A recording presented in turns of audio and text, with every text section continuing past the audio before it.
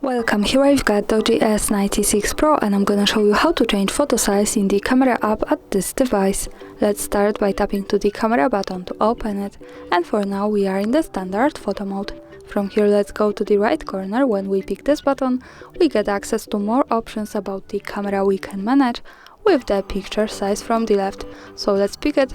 And now we can see 4 options: 48 megapixels, the best possible quality of this camera with 4:3 camera frame, our aspect ratio, also 4:3 aspect ratio with 12 megapixels, so the lower quality, and the other ratio, the full one with 30 megapixels or 8 megapixels. So when I tap to this, we change our camera frame to the full one in 2 options.